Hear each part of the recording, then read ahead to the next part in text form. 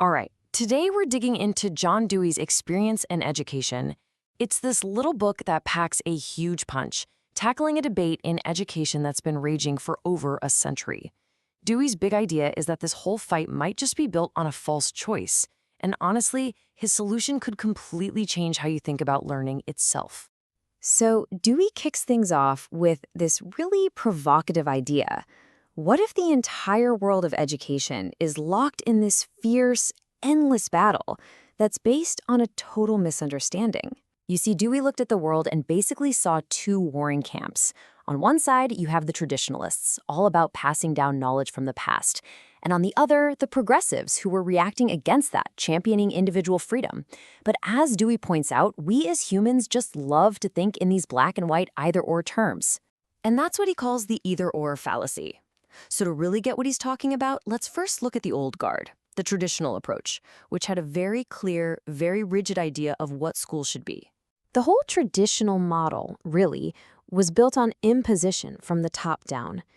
Knowledge, rules, morals, everything was handed down from an authority. The school was its own little bubble, totally separate from real life, and your job as a student was basically to sit down, be quiet, and just soak it all in. Docility and obedience were the names of the game. Okay, so you have this really rigid top-down system. What happens next? Well, of course, you get a backlash, right? The progressive movement was born. But Dewey saw a huge danger here, because a movement that's born just from rejecting something, well, just being against something isn't a philosophy in itself. I mean, think about it. If your whole identity is just, hey, we're not those guys, then you're not really standing for anything. You're still letting the old system call the shots and define the debate. And this kind of reactive thinking leads to some pretty big problems. In the name of freedom, you might just throw out all organization. Any guidance from a teacher is suddenly seen as this terrible invasion of personal liberty. And the irony is you can become just as rigid and dogmatic as the thing you are fighting against, leading to just aimless improvisation instead of real, planned-out learning. So this is the million-dollar question, isn't it? If the old way is too stiff and the new way is just a reaction without a real plan, where in the world do we go from here? And for Dewey, the answer was brilliant. It wasn't about picking a side in this tired old war. It was about escaping the battlefield entirely by building a totally new foundation, a real, thought-out philosophy of experience. And right here, this is the absolute core of his idea. Saying that all real education comes from experience is a world away from saying that all experiences are good for you. And that distinction is everything. In fact, some experiences can be really, really bad for your long-term growth. Dewey had a name for these miseducative experiences. So what is that? Think about an experience that makes you jaded or careless or just gets you stuck in a rut. It's anything that actually shuts down your ability to have better, richer experiences later on. It arrests your growth. Okay, so if some experiences are good and some are miseducative, how on earth do we tell them apart?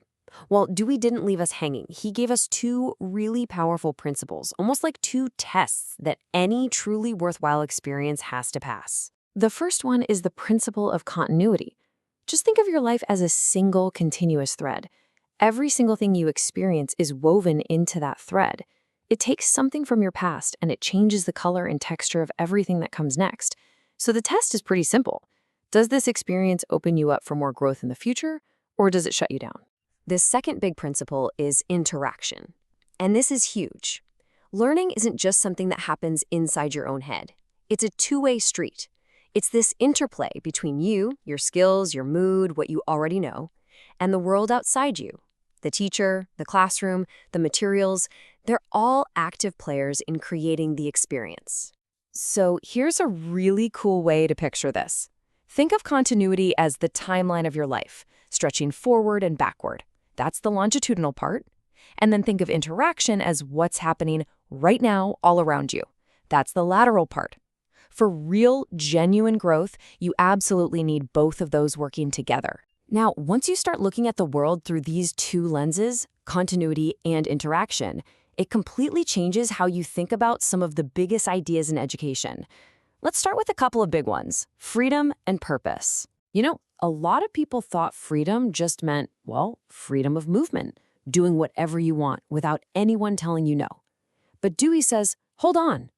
Real freedom isn't just freedom from rules, that's just the beginning. True freedom is the freedom to achieve something. It's freedom of intelligence, the power to actually form your own goals and wisely figure out how to make them happen. So how do you actually do that? Well, Dewey lays it out. A real purpose isn't just some raw impulse. It's an impulse that gets filtered through intelligence. It starts with the desire. But then, and this is key, you pause. You stop and think, you look at the situation, you remember what happened last time you felt this way, and you form a judgment. And that judgment is what turns a blind impulse into a real, actionable plan. That is true freedom. And all of this leads to what might be one of my favorite and one of the most powerful ideas from Dewey. He says that the biggest mistake we make in education is thinking the lesson is the only thing being learned. He has a name for this: collateral learning.